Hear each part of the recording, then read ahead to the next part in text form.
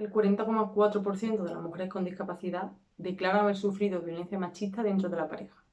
Por su parte, el 17,2% de las mujeres con discapacidad declara haber sufrido violencia machista fuera de la relación de pareja. En Red Jurídica te lo contamos.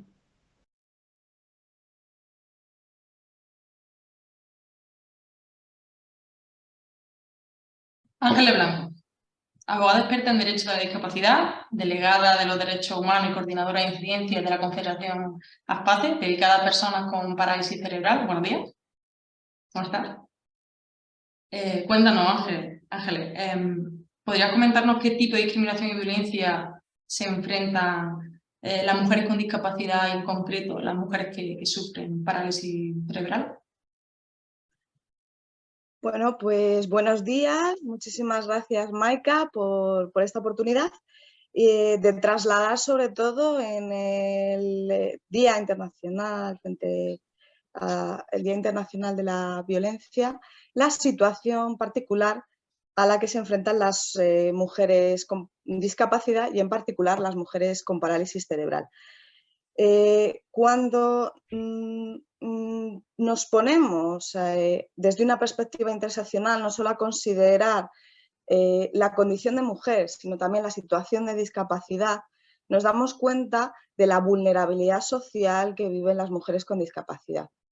Específicamente, y en atención a la explotación de datos realizada por la Fundación CERMI Mujeres, sabemos que el 80% de las mujeres con discapacidad hemos vivido alguna situación de violencia a lo largo de nuestra vida. Además, sabemos que la tasa de mortalidad, cuando ya la violencia llega a esos extremos, en el caso de las mujeres con discapacidad, se sitúa en el 20%. Y en términos de las manifestaciones de los diferentes tipos de violencia, desde la violencia de control, violencia psicológica, violencia sexual digital, violaciones, violencia física, en general, las mujeres con discapacidad se sitúan 10 puntos porcentuales por encima de las mujeres que no tienen ningún tipo de discapacidad.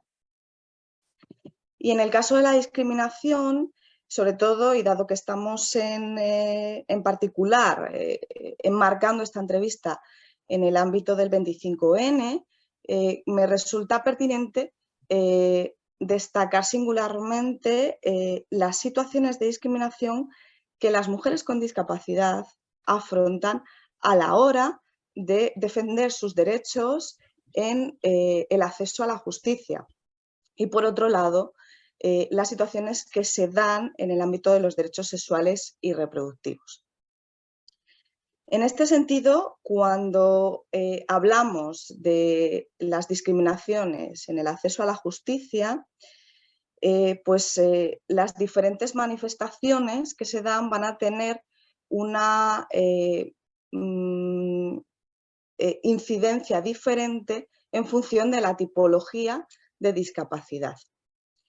En el ámbito del acceso a la justicia, fundamentalmente las que se encuentran en mayor situación de vulnerabilidad social son las mujeres con discapacidad psicosocial, es decir, con algún tipo de trastorno de salud mental, y las mujeres con discapacidad intelectual, donde en ambos casos se produce un cuestionamiento de sus testimonios. En el caso de las mujeres sordas, muchas veces lo que sucede es que, aun a pesar de que los intérpretes, los y las intérpretes de lengua de signos vienen recogidos específicamente en las leyes procesales, a veces en la práctica no están en sitio en todos los momentos procesales. En el caso de las mujeres sordociegas ocurre lo mismo, con la especial situación de vulnerabilidad que ellas de por sí tienen por esta tipología de discapacidad, teniendo presente que en cualquier caso los guías e intérpretes o están en el momento de la vista y en todos los momentos en los que haya comunicación con la mujer, o desde luego no estamos atendiendo al principio de intermediación, ¿vale? Y por tanto no estaríamos hablando de garantías procesales plenas. Y luego en el caso de las mujeres con parálisis cerebral, la principal barrera de acceso a la justicia que tienen se debe a que la comunicación aumentativa y alternativa no se encuentra reconocida expresamente en las leyes procesales.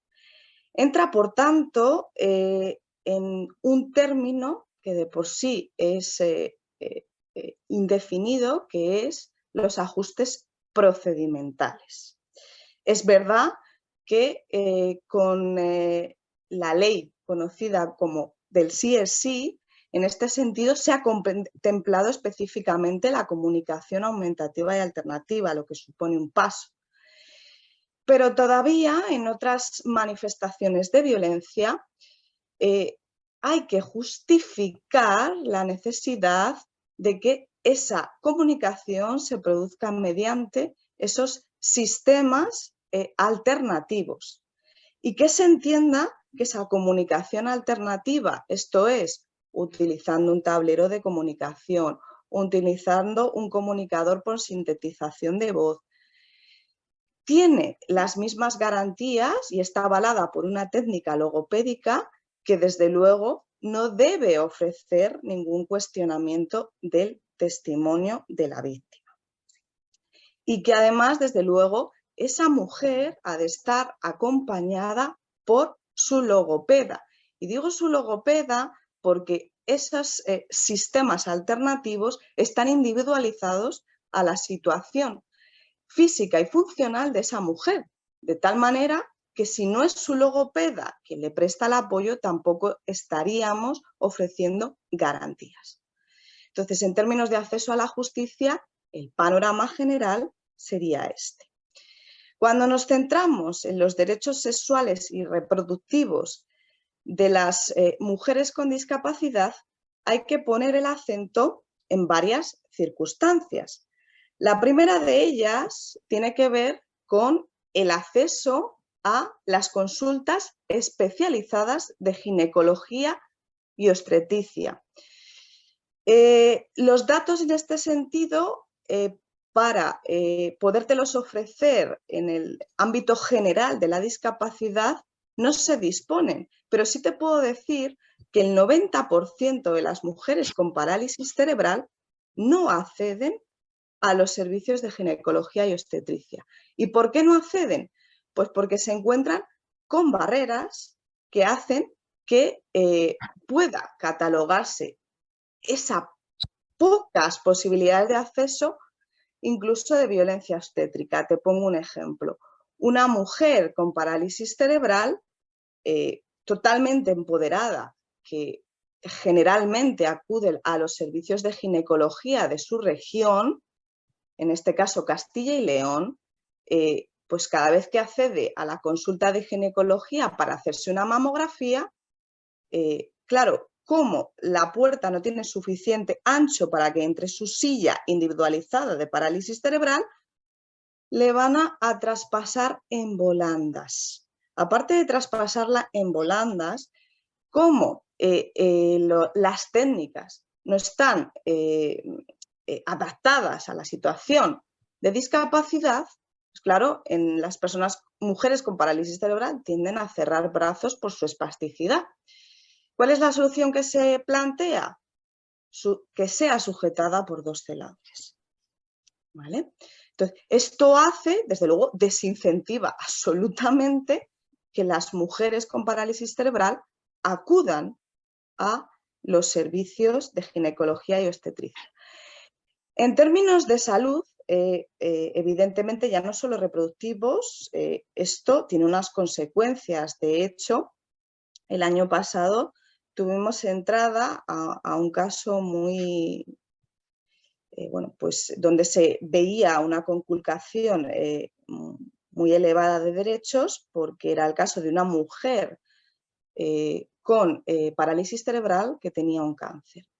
En general, los cribados nunca consideran a las mujeres con discapacidad, los cribados de cáncer de mama.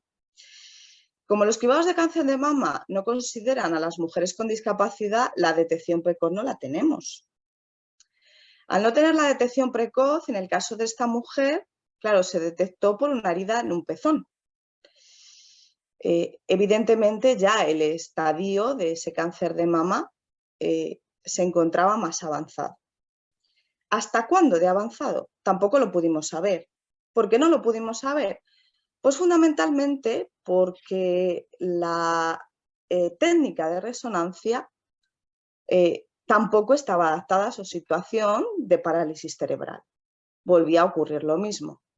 La espasticidad tiende a cerrar, con lo cual la resonancia no permitía evidenciar la extensión del cáncer. ¿Qué ocurre? Desde luego los y las profesionales que llevaron a cabo la atención de esta mujer lo hicieron en términos de dignidad y profesionalidad, solo que la técnica no estaba adaptada. ¿Cuál fue la decisión que se adoptó? Pues hacer una extirpación mamaria de máximos, con las consecuencias físicas que eso conlleva y psicológicas, sin lugar a dudas también. Posteriormente, en el tratamiento de esta mujer, tampoco se pudo llevar a cabo radioterapia por el mismo motivo, ¿no? Esto nos evidencia sin lugar a dudas cómo las técnicas a nivel de salud sexual y reproductiva están dejando atrás a las mujeres con discapacidad y sin lugar a dudas a las mujeres con parálisis cerebral. Luego quería comentar, desde luego, hemos conseguido el hito histórico, posiblemente en términos de género y discapacidad y de feminismo de la discapacidad, es de los mayores, ¿no? Se ha conseguido que España elimine del Código Penal, donde estaban previstas, la posibilidad de esterilizar forzosamente en el ámbito judicial a las mujeres con discapacidad. Yo puedo decirte que por observación, en el caso de las mujeres con parálisis cerebral, la esterilización forzosa se llevaba a cabo aproximadamente en el 60% de las mujeres. Bien, no se puede hacer esterilización forzosa ya desde el punto de vista judicial, pero cabe hacer una segunda reflexión y es: ¿poseen las mujeres con discapacidad suficiente conocimiento a nivel de educación sexual como para adoptar otras alternativas, o todavía es posible viciar su consentimiento? Porque la respuesta en la práctica es la segunda de las opciones, ¿vale? Con lo cual, todavía queda trabajo en este sentido y resulta pertinente que la ley de salud sexual recoja este aspecto de las esterilizaciones forzosas. Y ligado a eso, disculpa, en todas estas barreras arquitectónicas, estos obstáculos que tanto las instituciones, de alguna forma, bien por falta de instrumentos, de conocimiento, de formación, tanto en la justicia, ¿dónde quedan los testimonios de las mujeres con discapacidad? pues, a ver, depende de la tipología de discapacidad, pero lógicamente, si hay un cuestionamiento de, por ejemplo, una mujer con discapacidad psicosocial con respecto a su comparecencia en calidad de víctima, lógicamente sabemos que en un procedimiento de violencia muchas veces la única prueba de cargo que tengo es el testimonio de la víctima. Si existe un cuestionamiento capacitista, por otro lado, por parte de la Administración de Justicia, de la testifical y de la comparecencia de esa mujer, pues podemos asistir a situaciones de sobreseimiento. Lo mismo que ocurre en el caso de la comunicación aumentativa y alternativa, donde en el marco de la Confederación ASPACE hemos asistido a 3 sobreseimientos de violaciones, además con extremos de máxima crudeza, porque 2 de ellas son violaciones múltiples y la tercera es una violación continuada por un periodo de 2 años. Entonces, ¿qué recursos tienen a su alcance las mujeres con discapacidad para denunciar que están viviendo estas situaciones siempre y cuando sean conocedoras de que están viviendo ese tipo de violencia. Bueno, voy a abordar primero la parte de los recursos. Sí. En el caso de los recursos, yo creo que a nivel de sobre todo las testificales, sí es verdad que si atendemos a la modificación que llevó a cabo la Ley 8/2021 en relación a las medidas de apoyo, que es supletoria al ámbito penal, y por otro lado tenemos en cuenta la modificación que se hizo en la Ley General de Discapacidad, donde se incluye la accesibilidad cognitiva y también dentro de la accesibilidad cognitiva no solo la lectura fácil, sino los formatos aumentativos y alternativos de la comunicación, cabría pensar que tenemos herramientas jurídicas suficientes. Cabría. En mi opinión, en el ámbito de lo que tiene que ver con la persona facilitadora, que puede ser útil tanto para la discapacidad intelectual como, en cierto modo, pero con otro carácter, porque no ese proceso de facilitación no se está llevando a cabo pues, por que la mujer presente dificultades de comprensión, sino para apoyarla en cómo y ha de hacer testificar en el sentido, sobre todo, de poder redirigir, porque muchas veces lo que ocurre con la discapacidad psicosocial es que hay dificultades por la propia situación de discapacidad como para llevar un testimonio ordenado. Entonces, esa persona facilitadora va a posibilitar ese hecho, con otro carácter, ya digo. Entonces, tenemos la persona facilitadora. ¿Cuál es la barrera ahora? Que no hay memoria económica. Entonces, al no haber memoria económica, la mujer no va a poder proveerse por sí misma de ese recurso, sino que tiene que estar en sitio por parte de la Administración de Justicia. Eso en el ámbito de estas dos tipologías de discapacidad. En el caso de la parálisis cerebral, en mi opinión, el problema es muchísimo más complejo, porque no se hace una mención específica nada más que la Ley General de Discapacidad a los formatos aumentativos y alternativos de comunicación. Si yo no tengo una disposición reglamentaria de desarrollo, complicado que realmente se sepa a qué nos estamos refiriendo y se pueda no cuestionar. Porque claro, existe un cuestionamiento mayor si al final es una visión capacitista. Si tú estás viendo que esa testificar sale por un sintetizador de voz, te es más normalizado lo que es una comunicación oral. Claro, si tú ya ves un tablero y sobre todo si ese tablero tiene pictogramas, empiezas a cuestionar que ahí puede haber una discapacidad intelectual. ¿Cuándo? La opción por un tablero de pictogramas ha recurrido a él, pues porque funcionalmente la mujer tiene muchas dificultades para señalizar. Y obviamente señalizar palabras lleva muchísimo más esfuerzo. Entonces, si la mujer tiene posibilidad de ir señalizando letras con cierta rapidez, perfecto, pero si no, si resulta que a nivel de psicomotricidad fina se le mueve mucho la mano, pues al final el recurso por esa condición física va a tener que ser pictogramas. Claro, si eso no destruimos esa percepción que hay, que al final viene dada por el hecho de que estás viendo el sistema y lo estás viendo desde una óptica capacitista. ¿Cabría preguntarse esto en una interpretación por lengua de signos? No, porque como no la entiendes, pues no te planteas si realmente la mujer está diciendo lo que está diciendo. En el caso de la comunicación alternativa, lo que sucede es que se ve. Y claro, se ve desde esa óptica capacitista, con lo cual si no existe ese reglamento de desarrollo, pues no habremos acabado del todo con las barreras de acceso a la justicia en el caso de la comunicación aumentativa y alternativa. Y luego, una vez esté esto, claro, ¿qué necesitamos?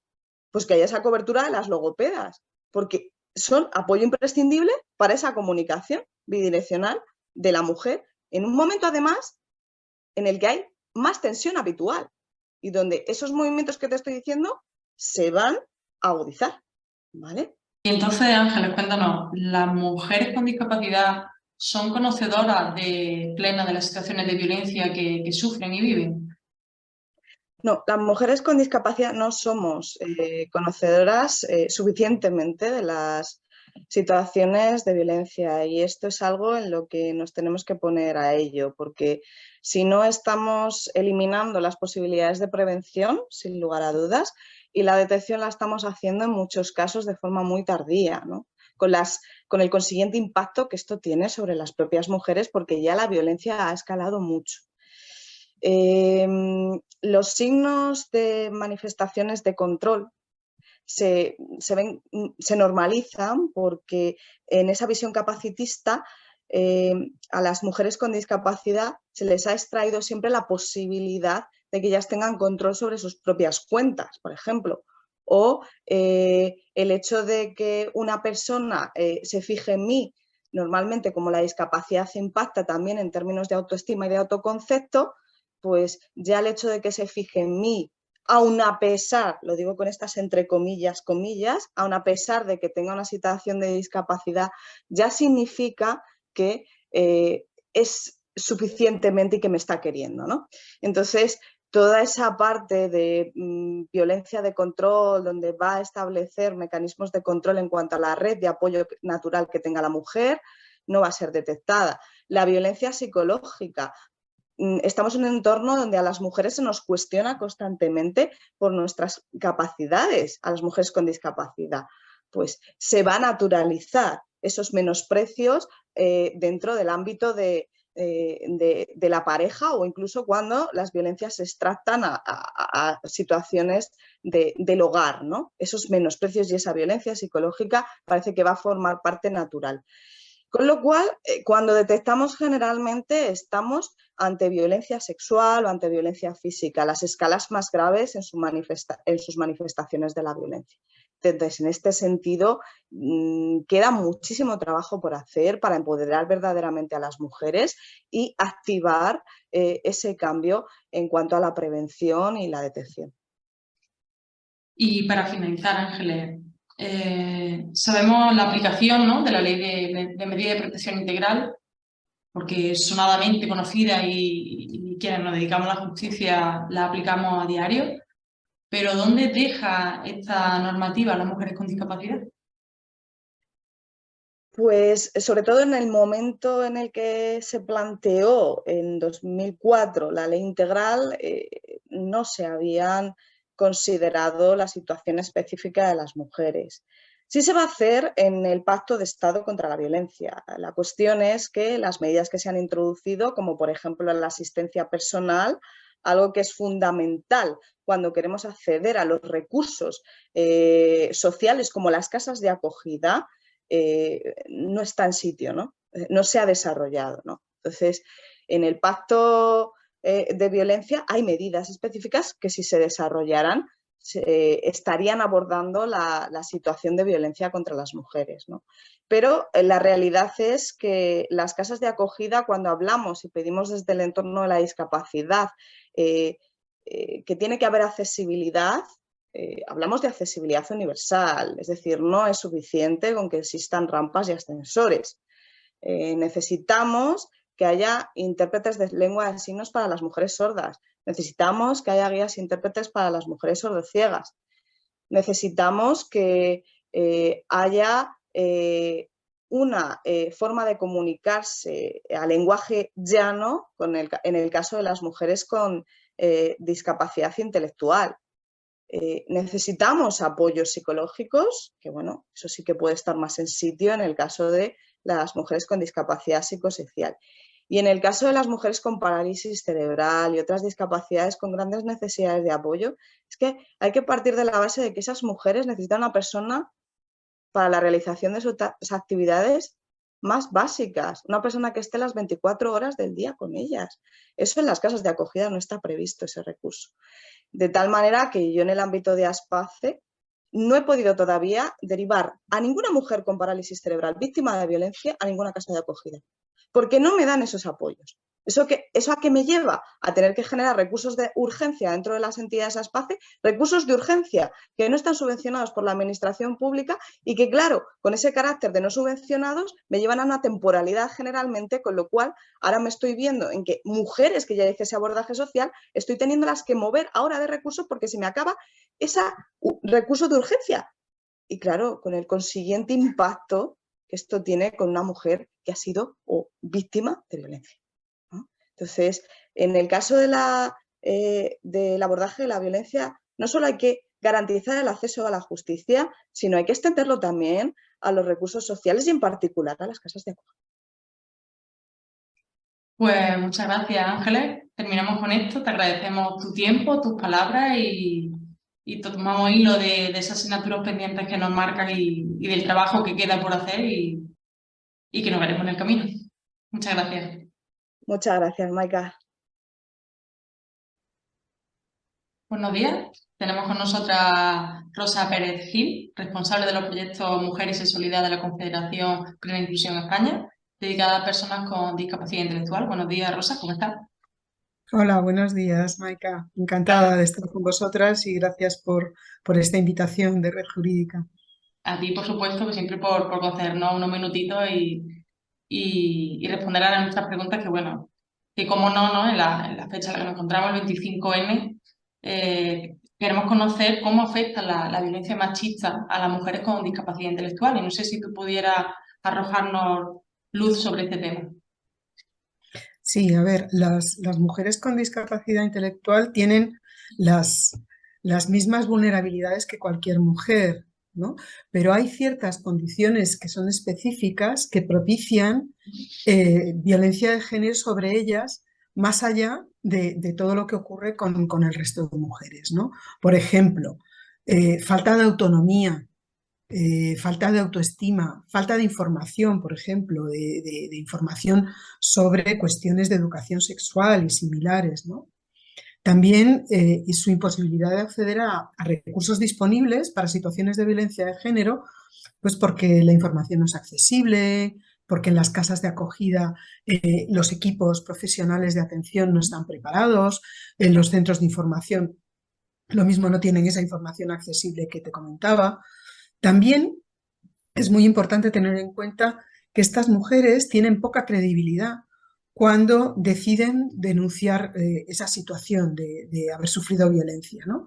Sobre todo en los casos en los que su discapacidad afecta a la comunicación o al procesamiento cognitivo. Por ejemplo, mujeres que no tienen una buena procesación, un buen procesamiento, perdón, de la información verbal.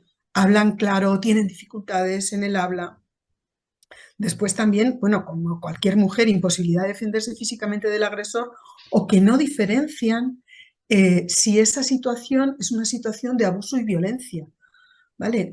La información que mencionaba al principio puede afectar en este no discriminar bien esas situaciones o tener, incluso, es algo duro de decir, pero tener normalizadas ciertas situaciones de falta de respeto, de violencia, etcétera, ¿no?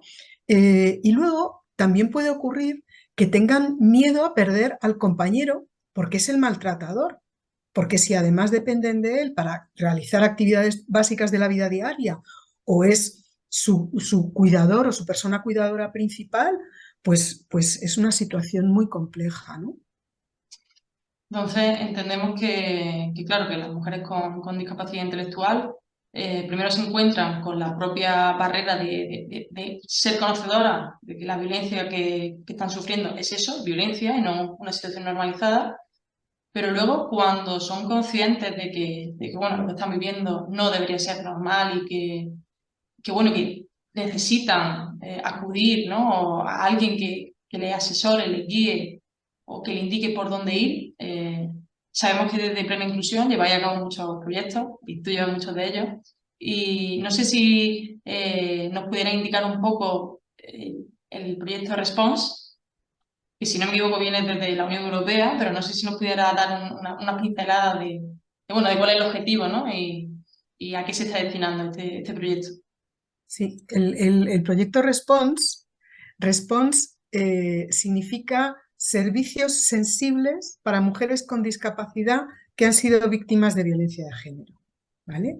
En inglés, response viene de responsive services. En castellano no tenemos una palabra que signifique responsivo, no es sensible. La traducción más cercana es servicios sensibles.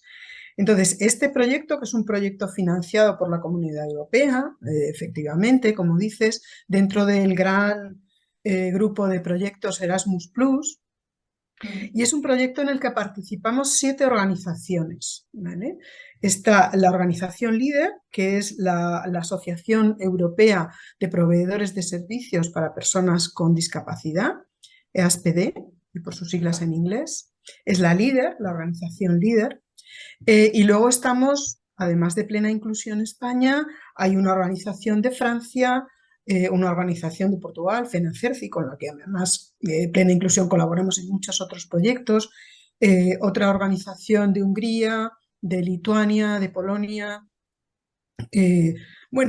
Todo este consorcio de partners estamos trabajando en varias líneas de acción, todas ellas enfocadas a configurar esos servicios sensibles y a implicar a todos los agentes que están concernidos. Por ejemplo, jueces, fiscales, policía y demás cuerpos de seguridad, Guardia Civil, también los propios proveedores de servicios, las casas de acogida, los institutos de la mujer y las delegaciones de la propia delegación del Gobierno para la Violencia de Género, que se ocupan de distintas acciones de apoyo y servicios específicos para las víctimas, para las mujeres víctimas. Las propias mujeres con discapacidad, ¿vale? Que necesitan, que tienen ya, que pueden aportar y que desean recibir. En todo este entramado de estos distintos grupos de interés, el proyecto Response, que hay información en nuestra página web específica sobre el proyecto, aparte de en la propia página web de EASPD, lo que vamos a hacer es, por una parte, un informe de situación que se está terminando en estos momentos. ¿Cómo está en estos 7 países la situación respecto a las mujeres con discapacidad y a las víctimas en general? ¿Cómo están las leyes? ¿Qué servicios hay? ¿Qué recursos? ¿Qué herramientas? Pues yo qué sé, como en nuestro caso, ¿no? El teléfono o las directrices específicas de la policía. ¿Cómo está? ¿Vale? Cada país. Después vamos a hacer un manual de sensibilización con contenidos que van a ayudar al desarrollo de 5 talleres de trabajo, pero que no son talleres de formación, sino que son talleres de debate y co-creación con los distintos grupos de interés. Hay 2 talleres en los que estaremos representantes de todos estos grupos de interés que te comentaba, y luego 3 talleres específicos. Un taller con los principales agentes, con operadores jurídicos, policía, responsables, yo qué sé, de la Delegación del Gobierno de Violencia de Género, distintos. Después, otro taller específico con proveedores de servicios de atención a las mujeres víctimas, de casas de acogida, de nuestros propios servicios de unidades de apoyo a las víctimas, de las WADI, que se dice, y luego un taller específico con mujeres con discapacidad, ¿vale? Todo esto, estos talleres, van a servir para revisar los contenidos de ese manual de sensibilización y que se publicará al final del proyecto. Como muchos proyectos europeos, es un proyecto de 2 años de duración a lo largo de 2022 y hasta marzo-abril de 2024. ¿Vale? Vamos a ir desarrollando todos estos recursos, y es muy importante toda esa colaboración de los distintos agentes. O sea, lo que estamos es construyendo una red de redes de colaboración, ¿vale? Porque uno de los planteamientos que salen en las distintas investigaciones, en los estudios sobre violencia de género, es que el trabajar en alianza, el cooperar, es imprescindible. O sea, no se puede hacer de otra forma. Desde hace un año, con otras compañeras de otras organizaciones, como federaciones nuestras o Fundación a la Par y otras organizaciones que trabajan mucho y muy cerca con víctimas de violencia de género, mujeres con discapacidad, venimos impartiendo formaciones a demanda de ellos, además, dentro de cursos oficiales del Consejo General del Poder Judicial, de la Fiscalía General del Estado, de la Escuela Judicial, del Centro Universitario de la Guardia Civil. No recuerdo ahora todas, pero vamos, que desde noviembre del año pasado yo he debido impartir en presentaciones en torno a 1 hora, hora y media, pues entre 12 y 15 horas de formación a estos distintos colectivos, lo cual es muy importante, porque lo que he venido observando es que todos ellos están ya formados en temas de discapacidad, en temas de necesidades específicas de las mujeres víctimas de violencia que tienen una discapacidad. Entonces, es un esfuerzo conjunto y nos estamos ayudando unas organizaciones, unos colectivos profesionales a otros perdón, a abordar mucho mejor este tema. Y dentro de ese esfuerzo conjunto, ¿crees que el hecho de que la colaboración de las federaciones, de las distintas confederaciones de personas con discapacidad, en este caso de personas con discapacidad intelectual, queda un poco relegada por el hecho de que en España una mujer es considerada víctima de violencia de género si la violencia que sufre es por parte de su expareja o análogo? ¿En qué situación deja esto a las mujeres con discapacidad intelectual frente a la violencia machista que sufren, pero que no es considerada como tal? Para mí el punto importante es que las propias mujeres con discapacidad consideran que eso es violencia.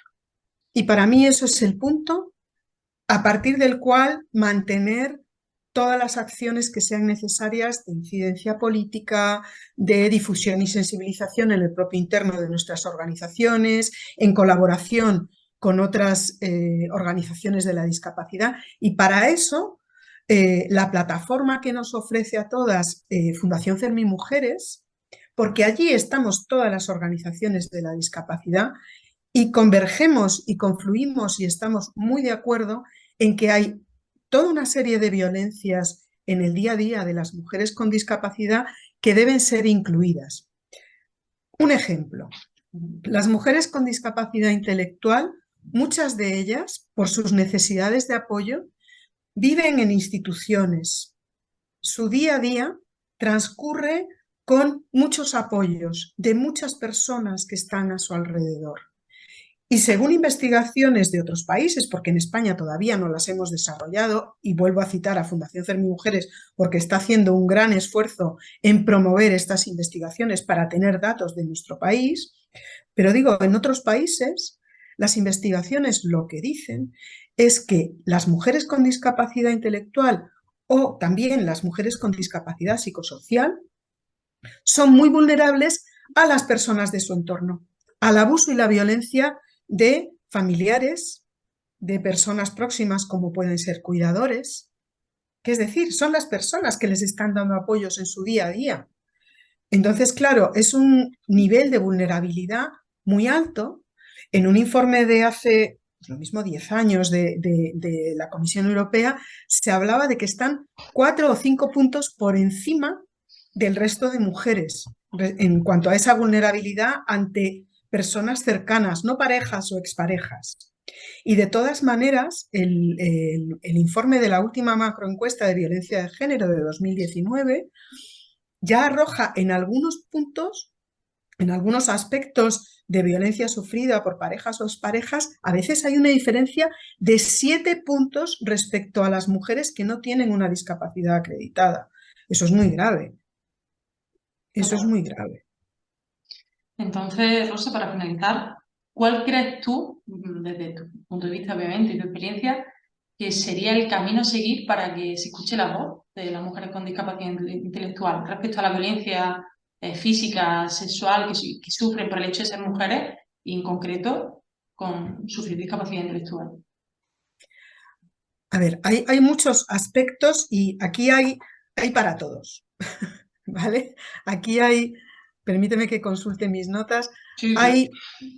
hay información que es importante que tengan las propias mujeres, como decía al principio, ¿vale? Pero es muy importante también, por ejemplo, desde el gobierno, ¿no? Que se adopten medidas integrales para prevenir y combatir la violencia contra mujeres y niñas con discapacidad. Velar que ellas tengan acceso a medios inmediatos y que tengan conocimiento de que esos medios existen y que esos medios sean accesibles, que haya medios de reparación, de protección, que los autores del maltrato, de la violencia, sean enjuiciados y castigados de forma adecuada. Que esos mecanismos de reparación y de protección, insisto que es muy importante que las mujeres los conozcan, que sean del común, o sea, que tengan un nivel de divulgación muy alto. También es muy importante que se dé la asistencia y la protección adecuadas y accesibles para estas mujeres, ¿no? Porque si no hay suficientes centros de acogida o el personal de apoyo en los centros de acogida no está preparado para acoger, valga la redundancia, a esas mujeres con discapacidad, pues cuando llegan a estos centros de acogida sencillamente las van a derivar a nuestras organizaciones. Y entonces es como la pescadilla que se muerde la cola, ¿vale? Es importante mejorar esa cooperación del Estado con nosotros, con las organizaciones no gubernamentales, para hacer de esa acogida y esa rehabilitación adecuada, ¿no? Ujú. Y un poco lo que decía también en relación con el proyecto Response, ¿no? Pero hacerlo en nuestro país, que los servicios sean sensibles para las necesidades de estas mujeres. Quiero decir, hay mucho que hacer.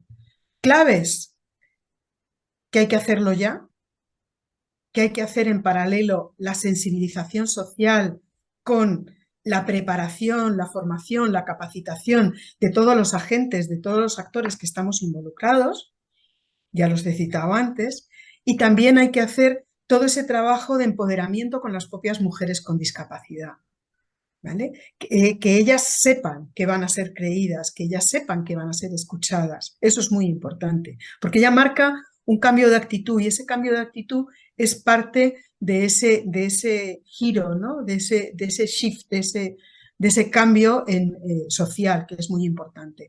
Vamos a dejar de normalizar cosas. Va, de decir, no pasa nada, sí pasa.